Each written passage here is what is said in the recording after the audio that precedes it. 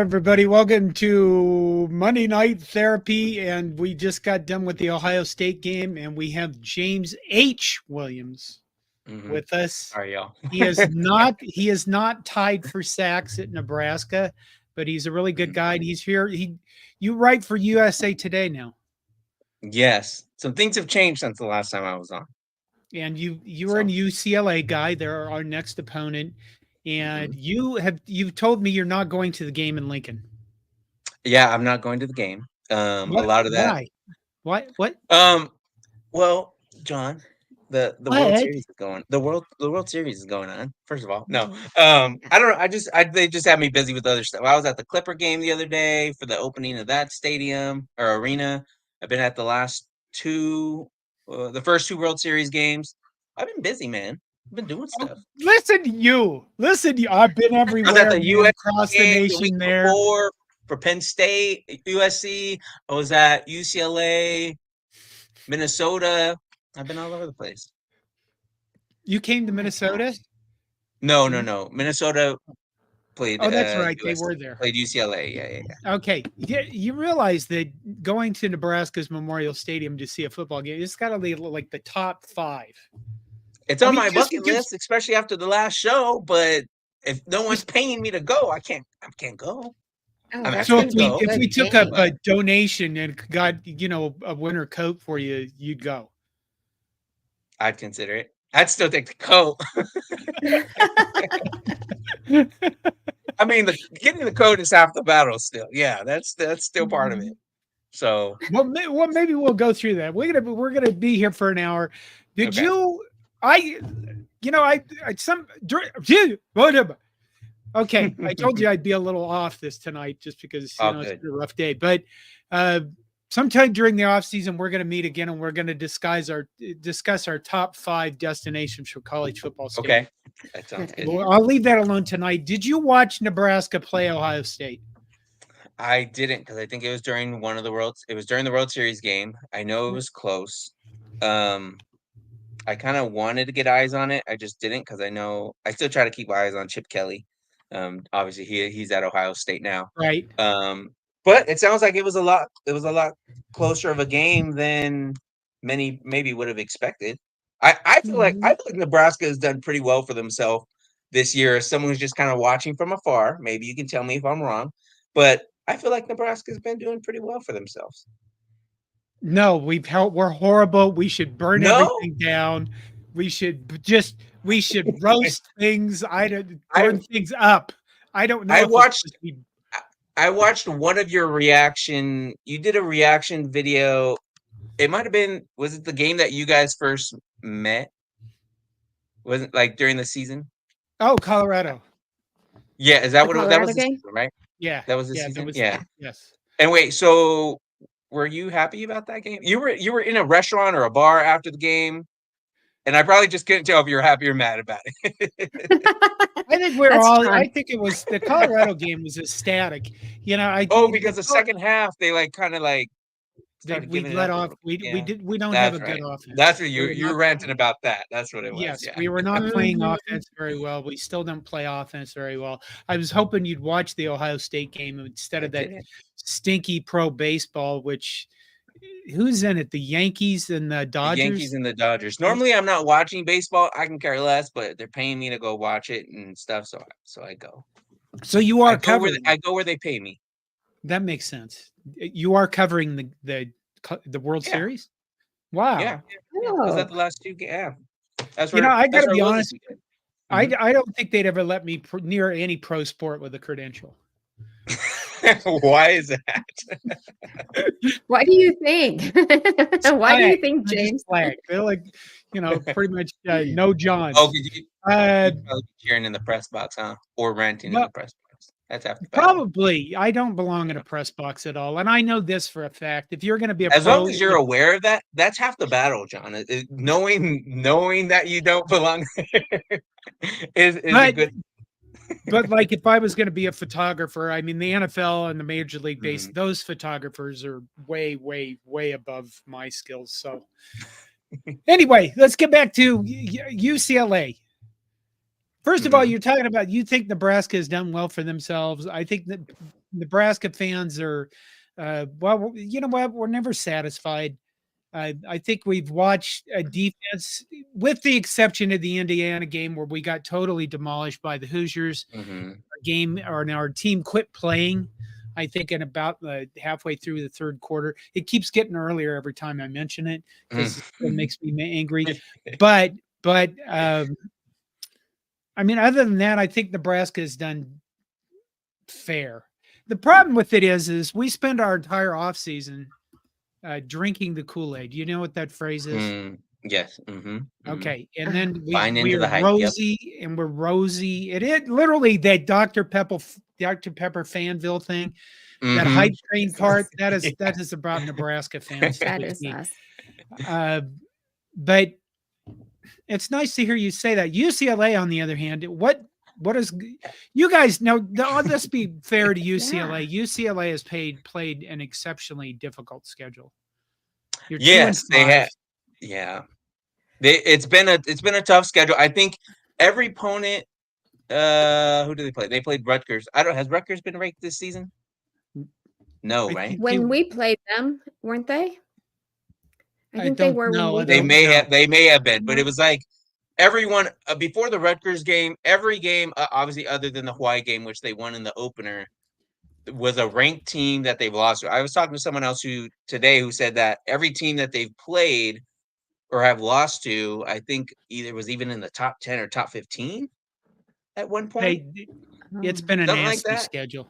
It's been a nasty schedule and a nasty travel schedule too. Deshaun Foster finally said today that this is the first game where he feels like, well, he didn't say this is the first game where he feels like it, but he feels like they're on the other side of worrying about the travel now that they're kind of just kind of situated on everything now. They've kind of had across some time zones already. They know what to expect. So I think he's feeling a little bit more comfortable, especially because I think he was worried about how they would fare and how if they would get kind of caught in awe of some of these stadiums they were going to, such as Penn State, et cetera, et cetera. But I think he believes that they're at least on the other side of when it comes to that. I mean, obviously, they still got to play better in the second half. That's kind of been the struggle. So he's not worried about the stadium stuff or like being caught up in different atmospheres because they play well in the first half. It's just when they get into the second half, I don't know, maybe they get caught up in excitement of fancy locker rooms. I don't know. Something about when they go to the locker room and they come out for the second half, something happens in between that time that I don't know. They're not playing at their best in the second half for some reason. Well, you started off your Big Ten schedule with Indiana, who has now shown themselves to be is a freight train, apparently. Yeah, no shit. Yes. You went to LSU. Did you go to that game? I did not. I haven't gotten any road games. Oh, I'm off. That's a top 5 visit for me. LSU Tiger Stadium. That was one. That was when I wanted. You played Oregon, Penn State, and Minnesota. And then you beat Rutgers. So you've beaten Hawaii and you've beaten Rutgers and you've lost to, you know what? You've lost to winning teams. Yes. And they should have beaten Minnesota. They had Minnesota on the ropes, I believe. But I think it came down to Deshaun Foster's decision-making. Some people have been critiquing that, especially early on in the season. I think he's gotten a little better with it over time. But just the decision making, when he should probably be punting, when he should be taking timeouts, stuff like that, I think have kind of crept up. And for me, that's kind of expected, right? It's to me, it's year zero. He has to go through his growing pains. He has to figure out what his roster is going to be. So, yeah, you're letting some games like the Minnesota game slip by, especially when PJ Fleck, the head coach for Minnesota, was someone that supposedly interviewed for that UCLA job. He comes into that stadium and kind of walks off the field as if he was Jesus or something. Because we had to walk through the away tunnel to go to the press conference, and I have to walk into the middle of all the away fans, and they're just rallying around PJ. And PJ's picking up the gopher and put him in a bear hug. So it's kind of interesting to see. Wow. But it's nice to see the way the Big Ten fans are traveling out. That's been one of the more exciting things about the season so far, is seeing that. I'm trying to remember who the other fan base was. Oh, the Indiana fan base, they were all about Kirk Cignetti as he walked off the field, again, looking like Jesus, as if he could do no wrong. These guys are literally like just up in there and like floating through the away tunnel on their way back after a victory. And it's like, I'm like, oh, is this how Big Ten football works on road games? So, so that's been kind of interesting. Go ahead. Pac-12 fans never did that to their coaches? No. I don't think they weren't getting that many people. They weren't getting that many people in the stadiums, to be honest with you. But yeah, no, I mean, it's kind of similar, and maybe I just didn't pay much attention to it, but it's very similar to what the Rose Bowl games are like. When I'm walking through the tunnel, going to the press conference for the Rose Bowl game, and there's fans that are still hanging around waiting for their team, their coach to kind of walk off the field. And I mean, maybe UCLA is doing that, but I'm not walking through that tunnel. They don't let us walk through that tunnel. Right. Yep. So maybe they do that too. I don't know. But the home attendance hasn't ever been that impressive anyways. So I don't know. There's been a significant difference regardless. Okay. Just with Big Ten so far. We need to take some comments. Yes.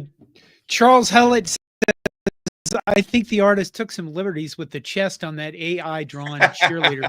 Okay, I'll be completely honest and somewhat crude. I asked ChatGPT to make me an image of a Nebraska fan with large breasts. And as long as you're honest about it, ChatGPT, whatever it is, refused to make one that was photorealistic. So that's what we ended up with. And I just thought it was kind of funny. You know, I mean, I realize it's kind of crude and probably misogynistic or whatever all the phrases are, but and then Linda Williams says, "Is that a mini caricature on the opening page?" I did not see a picture of her. I did not see a picture of her. For a second, when you sent me the YouTube link for it, I was like, "Oh, who else is going to be on the show tonight?" Because that's not me.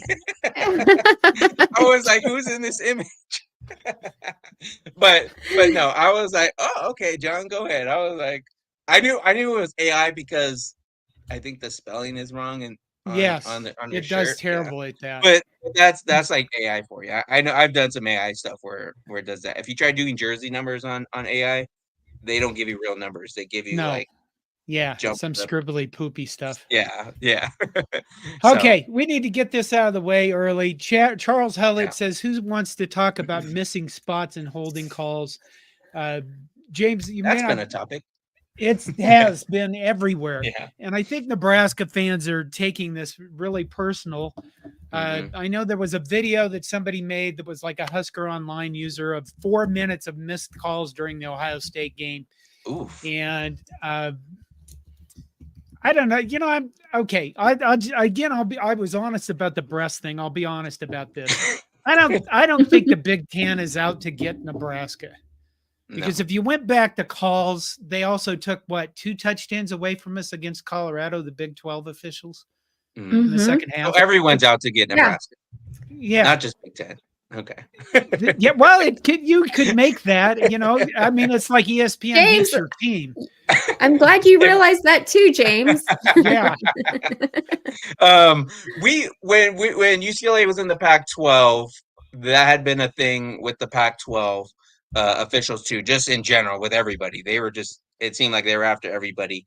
My thing with the officials, and I'm not taking credit for this, I think I've gotten this from Josh Pate in his college football show, and I think it was him, but I'm running with the idea of they need to be full-time employees. They do.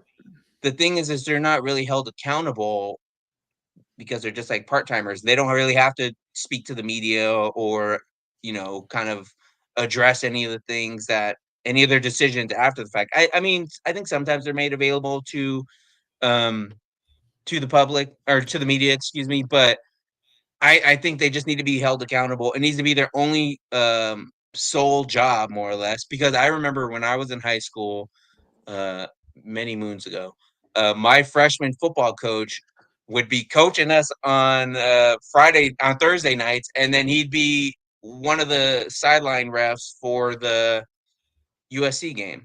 So I'm like, oh, I said, did they just make anybody a ref? I don't know. I thought maybe my freshman coach was a little bit cooler than I thought because he was a ref for that. But to me, it just goes to show like these are guys who have just regular jobs. I remember there was some crucial call in like an NBA game like a couple years ago, and people were very upset with this gentleman. And I think he was out here in my area working a high school game like 2 days later. Like it's just it's just like these guys are not they're not full time. So I mean they're probably having to play by different rules, depending on what games they're coaching from day to day. So I'm not coaching, reffing from day to day, but yeah, they need to be held accountable. I don't think the officials are out to get Nebraska. Having said that, so you know this, James, I've lived in Minnesota since 1989. I'm used to the Big Ten, way more used to it than most Nebraska fans. Any Big Ten fan who has been around for like a long time will tell you that Ohio State and Michigan always get the calls over any of the other teams, because they've ruled the conference for years. They will, you know, they've have that favorite. Now, home crowds are usually home teams have an advantage in getting the calls. I didn't think that. I'm not going to say I thought the officiating was good, but I don't think it was as egregious as the video showed. There's a picture of and the Ohio State has problems at left tackle, and he has his arm around the neck of one of our players. And that wasn't, and people are mad that wasn't called holding.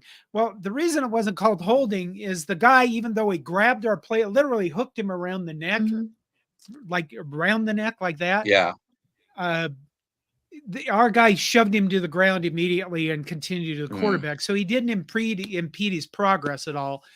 I don't think, I don't know. I guess I looked at the video. I thought, you know, yeah, these are all calls that could have been made, but they just suck. They're just not good. And the Big Ten didn't put us, or did they put something out today? They did. Yeah. Yeah, that was for this game, right? Yeah. Yes. Well, what was this? So, okay, I read the statement. They missed the first down. Okay, there's like I don't know. There was like 40 seconds left. We ran the ball to get a first down. We are literally almost 2 yards past the first down marker. Yeah. And the guy took the ball and spotted it and didn't give us a first down, so the clock stopped. Now, our coaches let the clock run, which was really stupid on their part. I was saying, why did But they literally 2 yards, right? 2 yards beyond the first down marker. So the Big Ten issued the statement and says, well, yeah, that was stupid. Yeah, we're sorry or something. Like who, you know, it doesn't make it. But you guys knew right away. Like everyone knew as they were watching the game. Yeah, announcers, I mean, they're all looking at it. And the guy runs 2 yards past the first down marker. Right. That's so where he falls. Pick up the ball and like take it right back. The guy, the ref, or who is it? The line judge that's responsible for that. He literally is standing 2 yards back. So that's where he comes in on the field to spot the ball, was literally right where the first down marker was. You can go back through Ohio State and Michigan history and find things like literally a referee against Ohio State or for Ohio State was the call, walking the ball straight across the field, except he doesn't walk straight across the field. He walks at an angle, so he's screwed. I think it was Minnesota or somebody. This is years ago. Or officials ruling, during the 10-year war between Bo Schembechler and Woody Hayes, a field goal that was ruled for Michigan or Ohio State. I can't remember. But that's the thing with the Big Ten is they will always protect. I think that part, is pretty true. They'll always protect Ohio State. They'll always protect Michigan over anybody else in the conference. Yeah. Welcome to getting screwed. That's what I'm telling you, man. Yeah, you guys are at the bottom of the barrel. I was saying UCLA doesn't even put themselves in a position to get screwed. So well, that's probably true. The other call, the targeting call against one of their linebackers went to the Big Ten. It was appealed, and the Big Ten took it to the NCAA. The NCAA overturn the suspension so that player will be able to play against Penn State. And that's one of their best linebackers. Yeah. He's literally one of their best players. So you kind of look, I guess for the targeting call, I could see it called targeting. I could see it not called targeting. But again, the officials they're just not good all around. Yeah, the targeting thing has been something. So that's been a thing this year. Okay. Back to UCLA. Highlander Gun says, I feel good about the UCLA game. If we compete the way we did against OSU, then we should get the much needed 6th win. What do you think of that, James? I would agree with you. I mean, you guys should feel pretty good about the UCLA game. UCLA, they have a little momentum for themselves. Maybe they're feeling good coming off this game. I would say the biggest thing for Nebraska fans to have to worry about is just the defense up front and what they can do. If they can take away the run from Nebraska and really have to make Dylan Raiola, let him have to make decisions. John, I don't know, how do you feel about Dylan Raiola's decision making, because they may have to pass the ball here against UCLA, because that's kind of the key to success, because you aren't really going to be able to run the ball much against UCLA. But if you have the passing game working for you, I know Dylan Raiola is the second coming of Patrick Mahomes, but how is his decision making as a true freshman? Minnie, why don't you answer this question, being his mom and all? I'm not his mother. Yo, I'm not old enough. I'm not old enough, John. Do you think she would be here if she was Dylan Raiola's mother? Yes. She wouldn't be here with us, knuckleheads. Would you? Okay. Oh, well, I appreciate it then. We got to fight for him. No. Well, I think what do you Dylan, think of his I think he makes great decisions. Now, whether or not our wide receivers have those sure hands and can get open, that's another story. Is that the big is that what you're circling as the biggest weakness for the offense? I mean, well, he's missed some wide open throws. He has missed some throws that if he made, for example, right? Okay. Yes, if he made one throw against Illinois, we probably would have won that game. We got into the red zone 4 times against Ohio State, and for an offense, listen. Against Ohio State's defense, I thought our offense did really well until they got to the red zone, and then they just. I mentioned in my post-game reaction thing that it's like they just come to a wall, some kind of mental break in their offense. Well, their offensive coordinator sucks. Anyway, we called like 83 screen passes in this game, and we went sideways and sideways and sideways a lot. Put it this way: at one point in this game, Dylan Raiola was 10 of 15. For 43 yards. Yikes. Yeah.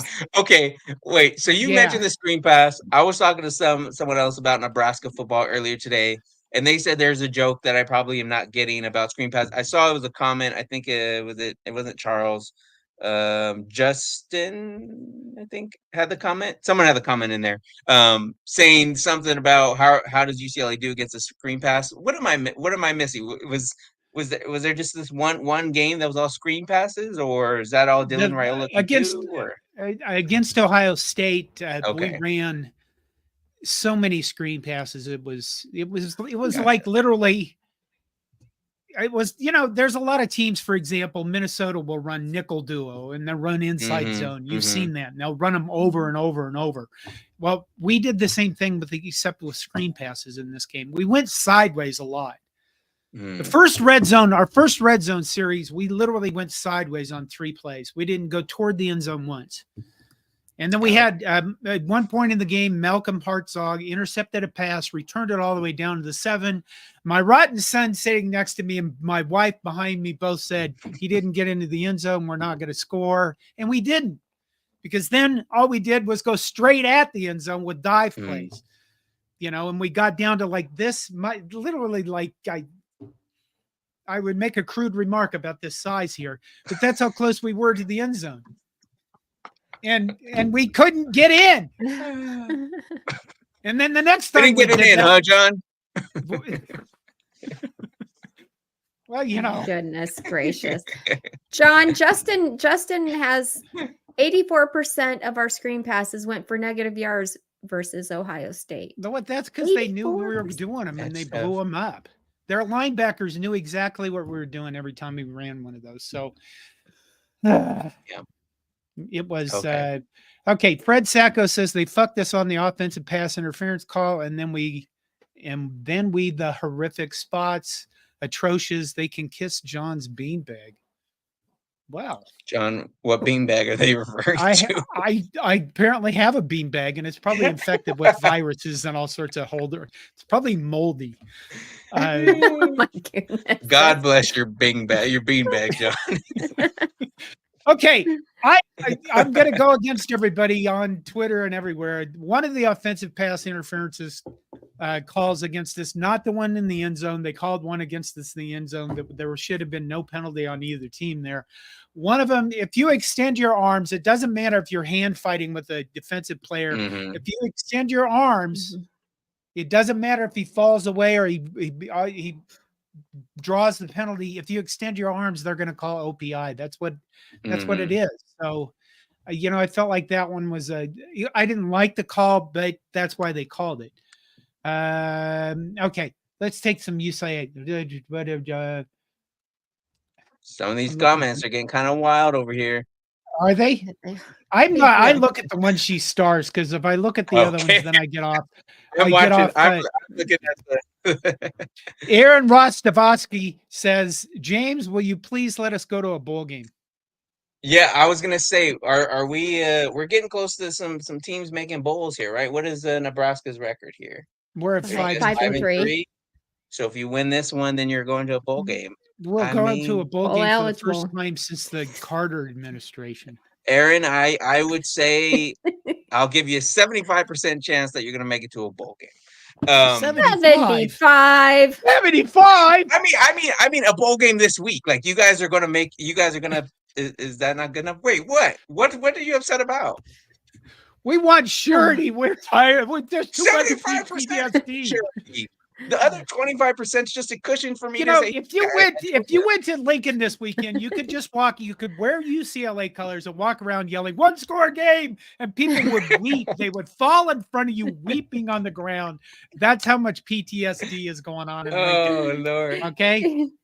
So in 1 week we get annihilated by Indiana, and the next week we fight really hard and we play well against one of the top 5 teams in the nation, but ultimately lose. But you can't feel bad about the Indiana game because Indiana's just beating everybody.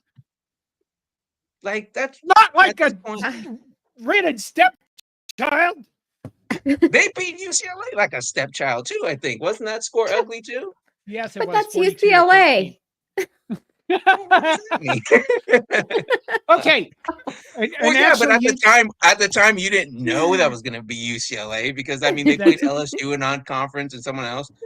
Indiana was supposed to be a winnable game on the schedule, man. Like that was a game for UCLA where it's like they're only going to win 3 games, but one of them is going to be Indiana. And then when it wasn't Indiana, it was kind of like, oh, this is going to be a long season. So yeah. Let's see. I don't know. Oh, whoops.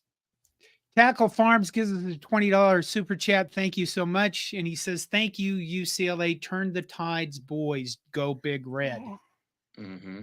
So we hope that, Carl Pence says the biggest weakness of the Husker offense is Satterfield. That's our offensive coordinator. Mm-hmm. I think he's particularly terrible. I don't see how he sticks around for next season. This is his first year? It's his second year. Second year, okay. But last year we had quarterbacks and we had so many turnovers. You really couldn't tell that the offense was terrible. We had like 3 of our top wide receivers injured, 2 of our top running backs. Our quarterbacks were turnover machines. We didn't have an offense because it was heavily depleted. This year, I think we have a lot of decent players. I think a lot of people are bagging on some of our offensive players, but you know, as a receiver, you can't get receiving yardage if you're down the field and nobody's throwing the ball to you. You know, you're not going to gain a lot of yardage by throwing screen passes behind the line of scrimmage. And that's what we did in this last game. Like I said, 10 of 15 for 43 yards at one point. That's not that's Florida State type stuff with their quarterback that's been terrible. So Colby Vlach, go ahead. Okay. No, well, I was going to talk about Dylan, but I mean, let's get this. Colby Vlach says Dylan's decision making isn't horrible. The throw Dylan missed was checked into. He just hurried it. He has hurried some throws. When we have wide open guys that are down the field, he just it's like he gets overexcited, and that's what young guys do. They get overexcited, and that's things happen like that. And so that's kind of what I was going to talk about, or was going to kind of ask about. So for UCLA last year, they had Dante Moore, who was a top 2, top 3, 5-star quarterback in last year's class, or whatever class we're on now. I guess the 2023 class. And it didn't go very well. He threw 3 pick sixes in a row, like in 3 straight. And he had 3 games where he threw a pick 6. He played like a true freshman. I'm curious how you, John, Minnie, and those in the comment section, or in the chat, excuse me, like, are you guys happy with Dylan Raiola? Is there a sense of we're still looking to win with him this year, or hey, he has a bright future, like we're excited about that? Like, is there I think both ahead, or I think most people there's been very few detractors, but there's been a few people that go on social media and say this guy's terrible, he's losing us games. Apparently they forgot about last year's starting quarterback Jeff Sims that gave the ball away like Christmas. I was gonna presents, say who was last year's quarterback? Jeff Sims was kind of the starter until he gave hurt. the ball away too many times. So who was it before that? I'm trying to remember. I'm blanking on the name. Well, we have Heinrich Harburg. Casey Thompson was the year before. Okay, maybe I think I'm thinking of somebody else. Maybe that was Wisconsin. Who had Martinez or somebody? That was us. That was the year before that. That was What was his name? Adrian Martinez. Adrian Martinez. That's right. That's the guy I was thinking of. Yeah. Isn't he like doing big things in the UFL, XFL, something like that? Didn't he win championship? Wasn't he like MVP? Yeah. Are you guys like a little upset that he wasn't playing like an MVP for you guys? I'm James? Curious. Really, James? Jeez. I'm just asking. You know what? He played under the Scott Frost regime, and I think anything that happened to those players then should be forgiven, because that was such a dysfunctional coaching staff, and that whole environment was just a shit show enough that those people. So we it wasn't bring him. them in, and no. So you guys never hated Adrian Martinez? Oh, I mean, we'd hate him periodically. No. Oh, okay. We didn't. Minnie doesn't hate quarterbacks. I'm starting to think you just like all the quarterbacks. Yeah. Minnie is a quarterback mom. That's what she is, I think. I do. Megan McKenzie says, I am very happy and excited about him. So yes. Okay. There you go. Okay. Aaron Rostowski says, I'm going to say I'm happy with Dylan Raiola because Minnie will jump out of my phone screen like that girl from The Ring if I don't. Aaron, trust me, that you almost just saw that right now. I almost experienced that right now. So I would agree with that. You're How are you feeling about Deshaun Foster? Well, how I'm feeling about Deshaun Foster and how the UCLA fan base is feeling about Deshaun Foster might be two different things. I think, again, I mentioned it was year 0 for me. I had no real expectations for this team other than beat Indiana, but they didn't do that. I think he's doing pretty well. I think the biggest thing, and he repeats it over and over, almost to the point where I'm kind of sick of him saying it over and over, but they continue to fight for him and they continue to play but continue to play, as he likes to say, with energy, enthusiasm, and discipline. So they got that going. I think he hasn't lost the team despite almost having every reason to lose a team, right? Just with the way things have gone. He's stuck by his quarterback, and that has paid off for him at least they did last week in the win over Rutgers. So they haven't given up on him. I think the recruiting it's been kind of quiet lately, but I think still the recruiting has been better than anything it has been. There's been several more recruits out than normal, more than we can keep up with now at UCLA games compared to the past. The administration still seems to be behind him as well. I think Deshaun Foster's still in a good spot. If he has the fan base, they're ready to let him go. Really? Yes. They Everybody just want is. Everybody is ready to fire everybody. Yeah, kind of. A Horrible. lot of it is I look at Indiana again. I keep bringing Indiana up.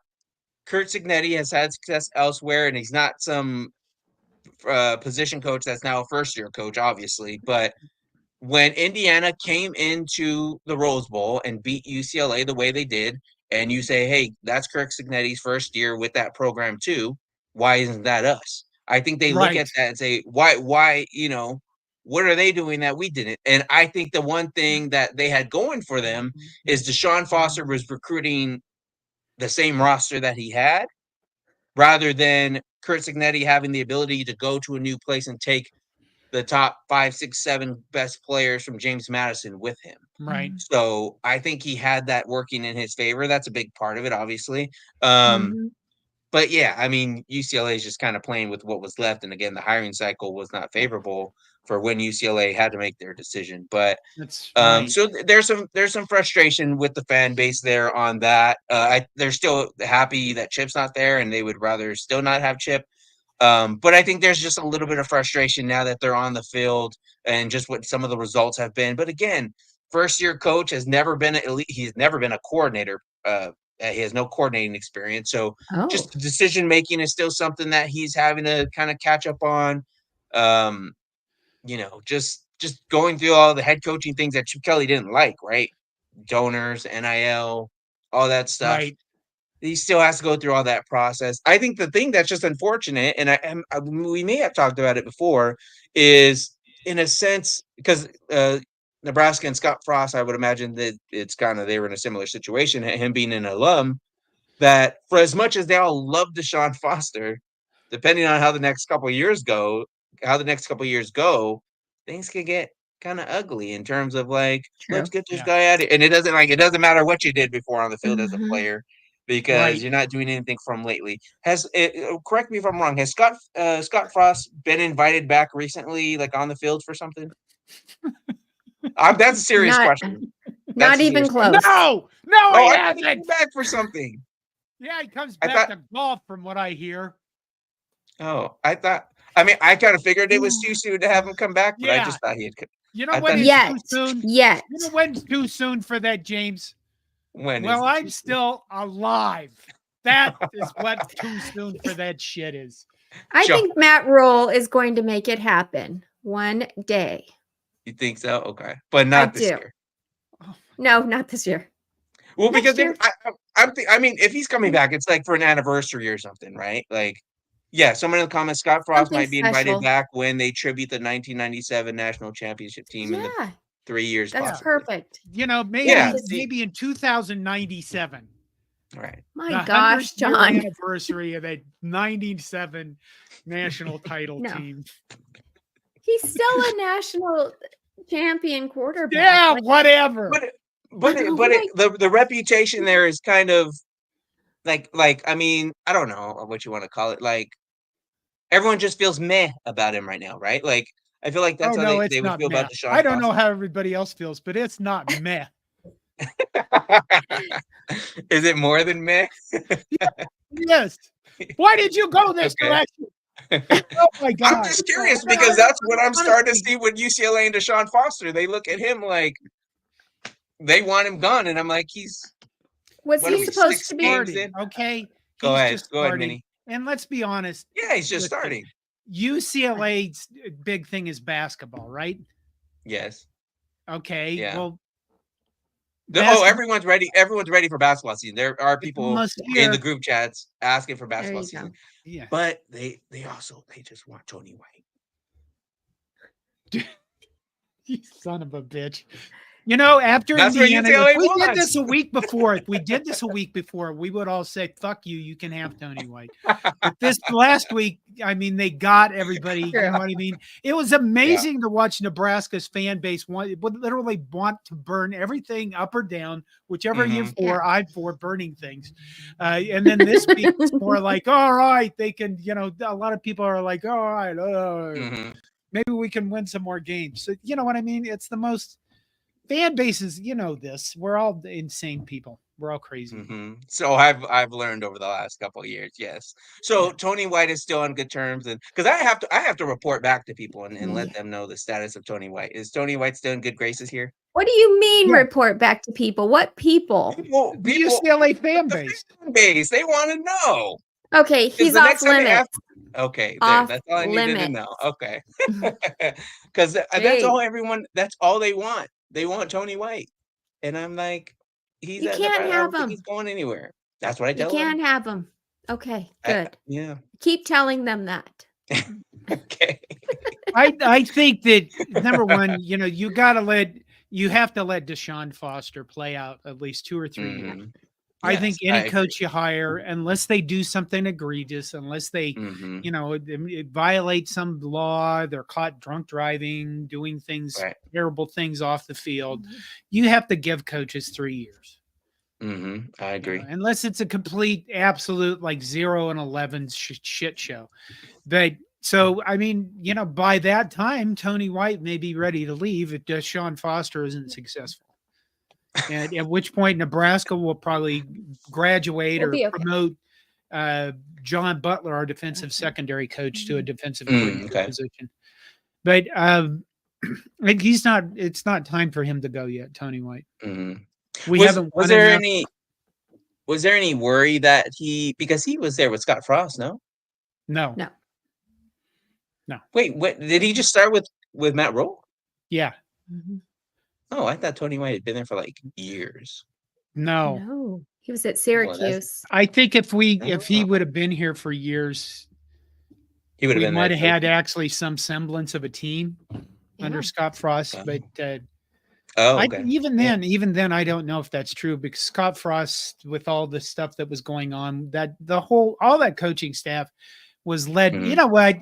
I don't know if you grew up in a dysfunctional family, but when the head of the family is dysfunctional, everything else is dysfunctional. Yeah, right. They have to make adjustments to do that. You know what I mean?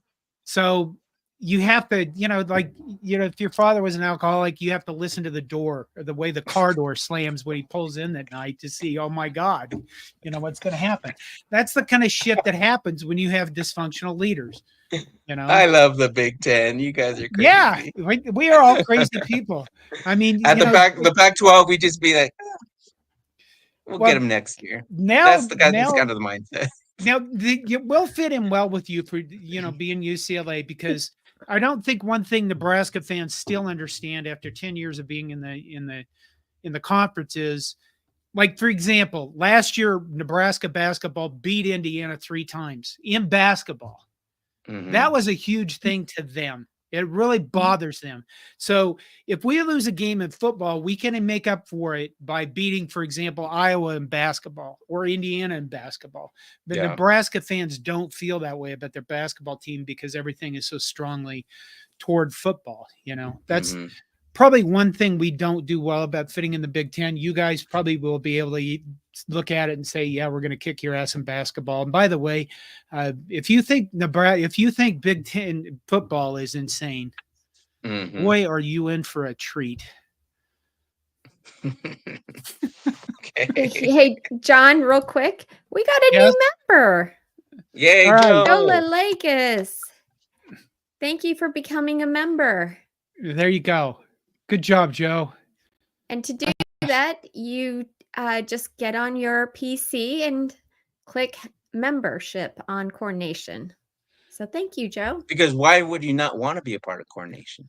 Yeah. Exactly. Why would you? I'd love you even more, James. Okay, John, when you messaged me and told me, am I coming on? I said, well, yeah, of course. Why would I not? I'm an honorary member of the Coordination, I thought. So why not? So awesome. You are. You are. Okay, Nebraska Sports says, how do you feel about Colorado being ranked? You know, Nebraska beat the shit out of Colorado. We really did. We beat them up. That game was over within the first drive of the game. And since then, Colorado has literally shut up and started to play football. And I guess it doesn't bother me if they're ranked. You know, we beat them. My rotten son did something to me this weekend that was extremely cruel, and that's why he's a rotten son. And he said, he said, "What if you get to a bowl game and it's Colorado?" And I said, Oh "You're my goodness. fucking shit. Why do you, your mother? I saved you so many times." You probably would want Colorado in a bowl game because you know dang well that Shador and them aren't probably going to play in the bowl game. That's my guess. That's a good possibility. You're right. Oh, they won't. You're right. I got a little triggered by the first question about how I felt about Colorado being ranked because one, I voted in the AP poll last year, and Colorado fans have been upset with me for different things. I don't know. I don't like how Dion handles the media stuff personally. Right. So that stuff always bothered me. So I can care less about Colorado. But yeah, but you actually mentioned a good point. Like they have kind of shut up and started playing because I haven't heard anything from Dion in a while. Yeah. And it's been great. Yeah. So Larry Trewicki says, I think Colorado will be 10-2 and win the Big 12 championship. I think that's a little much. Although the 10-2 part or the Big 12 part? I just don't think they're going to win that many games. Right. Although this last week, I think Travis Hunter became the first player in Big 12 history to win Offensive and Defensive Player of the Week in the same week. That's pretty amazing. That is pretty amazing. Good for him. I mean, he's a great player. I did not know that. Did they play Kansas State yet? Fred Sacco has a serious question, which is rare for Fred. He says, would the UCLA job be a good job for Tony White or any other head coach? Probably not. No. I don't know about for Tony White. I think again, like part of the reason why especially depending on how the Deshaun Foster era goes, Tony White might not want to come here. I just don't think you'd ever want to go to where your alma mater. Like, don't go to your alma mater back for anything. Just stay with whatever your legacy was. That's probably a good idea. It's just but I think the thing with Deshaun is he was so passionate. He had been there so long and he wanted to be the guy who was going to push him to that next level. And I give him credit for that. But it's just like, when you're a coach, there's very few times where you get to go out like Nick Saban on your own terms, right? Yes. You're either fired or you're moving on somewhere else. You're taking another job. And at some point, that falls off the rails, too. You look at what Mac Brown has been doing lately. Hasn't been going very well for him. So, yeah, I don't know. I mean, we'll see. I mean, I think for any other head coach, I think it could work. I think you just you'd have to get the right guy, right? It's someone who has to work well with the donors. That's kind of been a thing again with Chip Kelly. He was not a donor guy. He wasn't one who interacted with the donors, so the NIL suffered. The NIL has done pretty okay lately. I think they got $1 million recently. So that's nice. So we'll see what happens with that. But apparently it's, the one of the bigger struggles is NIL. And in the world of college football today, you kind of need to have NIL, but plus you have to. You started this show by mentioning a big problem, but you didn't mention it as a problem. What? Oh, I didn't watch the game because the Dodgers are in the. You know what I mean? You've got how many teams are in LA? How many pro teams are in LA? That's so true.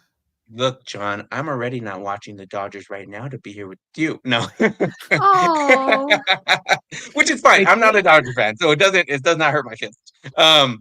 There are a lot of teams. That's half the battle with UCLA is you kind of, at least when the Rams and Chargers weren't in town, you kind of were where you had to go for football, USC and UCLA, and even more so that was more USC than anything else. So UCLA's always kind of played little brother, and I know they don't want to hear that, but now they're like little brother, like their little brother status at this point. Just you got 2 NFL teams in town.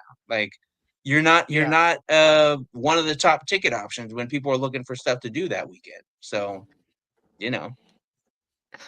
Also, thank you Nebraska Sports for the update. Dodgers winning. They're winning 3-0. I have to keep up with this stuff. I got it. Go ahead. I remember somebody commenting last week that you need to talk more. So somebody said that? Oh, that's nice. Thanks.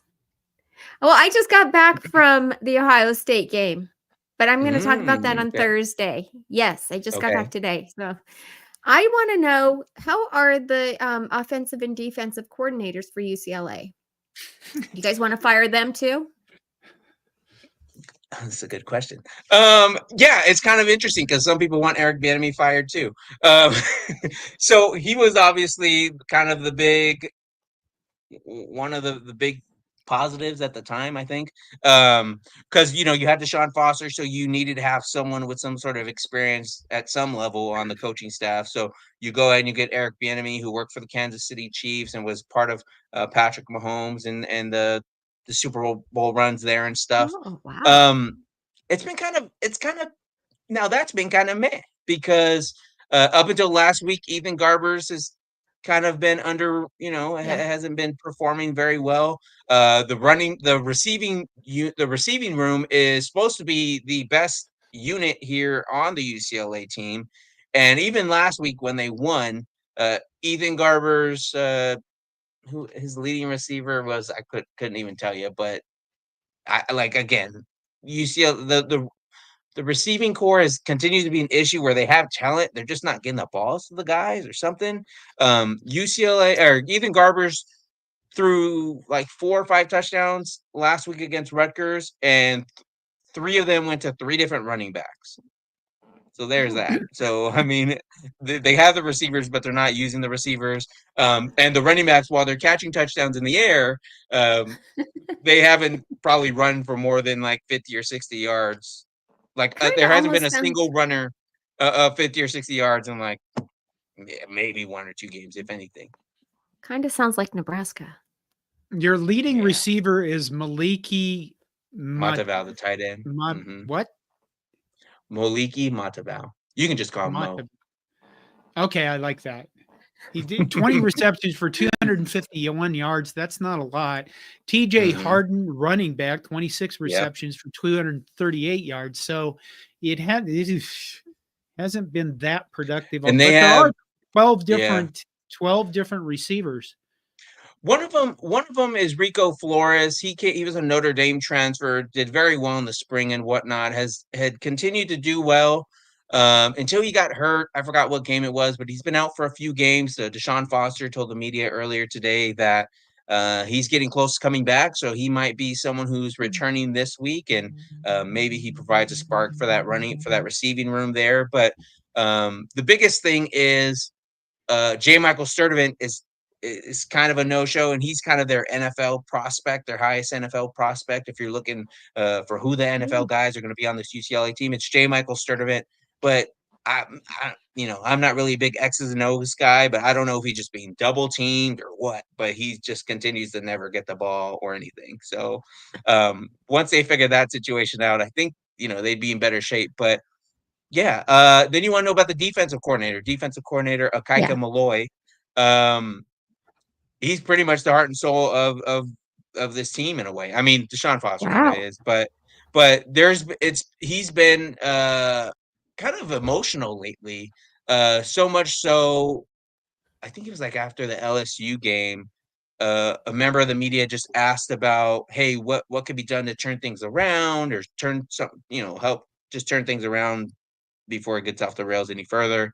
And he kind of got emotional, saying like, hey, I have to do a better job, and I have to take it upon myself to do right by these kids because these kids are out here giving it their all, and just gave a whole spiel. Kind of just, wanted to shoulder that responsibility. So I give him credit for that. But it kind of shows that there's that level of passion there, and some of these guys just aren't in it for the paycheck, right? So there was another moment or two where I believe he had gotten emotional. But they all love Akaika Malloy. He's responsible for having brought in some guys over the past year or two now that have helped that defense be successful. So Akaika Malloy is in good shape, and again, that defense continues to do pretty well for themselves. They did have Deanton Lynn, who was the defensive coordinator last year.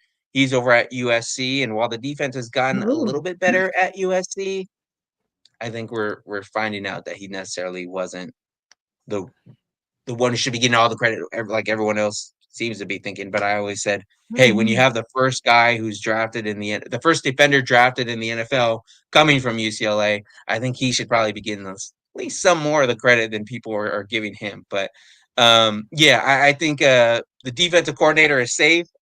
Eric Bieniemy, probably someone they're not entirely thrilled about. I'm not entirely sure if he's going to be there for, more than a couple of years. Did I trigger some people? What does the comment say?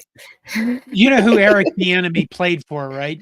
Yes, I do. That's why I just remembered he played for Colorado. Okay. James Boardman says, I think the last time Eric Bieniemy was in Memorial Stadium, he left with a win. We must crush him. I want to say, James, that was James Boardman. I think that was 1889, 1989 or 1990. Gosh. He's not as old as I am. I think it was around, was it 1990, 1989, somewhere in there? He was he was like 91 or something like that, if I remember correctly. 90. We 90, never like forget. 90s, we never forget. I had forgotten about that the Colorado, Nebraska. I had forgotten about that. But yeah, so they're kind of not thrilled with Bieniemy. I think because they keep looking at what UNLV's doing, and obviously they're just coming off of a loss, but kind of proving themselves to be doing well. They like Brandon Marion there, who's the offensive coordinator for UNLV. That's someone that they thought they were going to get at UCLA as the offensive coordinator before it was Eric Bieniemy. Some of the fans that I talk to pretty often love the offense that Brandon Marion is running there at UNLV, and they thought he would be a good fit for them at UCLA. And maybe that's still possible down the line, especially if Eric Bieniemy is going off to test the NFL waters again here sometime soon. Do you think he will? Like before this weekend? No, not before this weekend. Maybe before now. I don't know if he's back next year, but he's definitely going to be in Nebraska this week. Okay. Greg gifted 5 Corn Nation memberships. Is that our Greg? That's our Greg. Well, that's very nice, Greg. Thank you. Very nice. Okay. Wow. What? We're probably going to finish soon. So what should we be worried about with UCLA? What do they do well? Mm-hmm. Well, John, not a lot. No. The linebacking core there for UCLA, again, sticking with the defense, continues to do pretty well. Some linebackers to look out for is Femi Oladipo, who's kind of been working as an edge rusher as well. They're kind of playing him at bold, so depending where he's lined up, that's someone you should keep an eye out for. But then also Kane Madrano is another name who kind of came into his own last year and is doing pretty well for himself again this year. Continues to make plays and find his way around the quarterback as pretty often. But then also the guy who's kind of been surprising this year is Carson Schwessinger, who, unless something changed this last week, was leading the Big Ten in tackles or solo tackles, I believe. So that's something to keep an eye on. I think he's probably averaging at least 10 tackles a game. So that's probably the player I'd be keeping an eye out for. John, I believe it was you who told me about Jalen Berger, right? And that running back group just they haven't been doing it. They've been trying to get Jalen Berger a little bit more involved. He did catch a touchdown. I believe he was from the Rutgers area the last time I checked, but still waiting for him to get going. But yeah, the defense and that linebacking core especially is the group I'd kind of be keeping eyes out for. I would say the secondary is vulnerable, so if Dylan Raiola is going to do more than screen passes, there's an opportunity for some explosive plays there. I know, crazy, right? That is one thing that Nebraska, I think, is missing badly is explosive plays. There was one play where Dante Daldell, our running back for the transfer from Oregon, went down the field and actually took a step and avoided a safety and literally ran for another 15 yards instead of choosing to run straight into the safety, which he usually does. He's learning. So he is apparently learning that, yes, we value you getting yards. We need yards more than we need you to crush people. He likes to crush people. Yeah. He's the one who broke Shiloh Sanders' forearm. His arm, yeah. Makes sense. Physical guy. Yeah, but that's what Nebraska football is, right? Physical football, right? What we're supposed to be. I think our defense is physical. I think our offense is I don't think our offense is physical enough. Right? People miss the days of us just running over people. They really do. And I don't think even if we changed offensive coordinators that we're going to be back to that. We're not going to line up in the eye. We're not going to be using fullbacks all the time. That kind of stuff isn't happened. It'll be interesting to see what Nebraska does at home on offense. And, maybe last week, I pointed this out in my post-game reaction, but the first red zone series, we went sideways on 3 plays. Then I think the next one, we literally went forward on 3 plays. Not anything to the side at all, just forward. And we couldn't get in the end zone. And then, later on, we actually tried going maybe some forward and sideways. So maybe in this game, we'll actually go down the field instead of sideways. I don't know. That's the big mystery for Nebraska's offense. With the secondary, I'd say there's a chance, John. Well, that'd be nice. That it would be, honestly, it'd be nice for us to see some explosive plays. And then you guys can, do you play us in basketball? I don't. Or do I? No, not you. No, I know. I would imagine. I mean, don't all the Big Ten teams in basketball, shouldn't they all be playing each other? I don't. There's 18 I games. haven't looked at teams, and there's 20 game schedule or something like that. Okay. I haven't even looked at a basketball schedule. I know it came out not that long ago, I think, but I haven't looked. Okay, hey, John. Yes. Can I show this? Because this is so cute. Corby Kobus said, "My firstborn son was born last Monday. Congratulations. Wow. And his first game was against OSU. Poor little guy. Praying Nebraska can help us get him his first win this weekend. Go Big Red. Good luck, Bruins." Oh. Congratulations to Corby. Congratulations, yes. That's so All right, awesome. Nebraska plays UCLA in basketball January 4th at Lincoln. Okay. Are you going to be covering basketball? Probably. Maybe. I don't do a lot of basketball. I don't know. What? I'm a football guy. Yeah, but I mean UCLA basketball. Come on.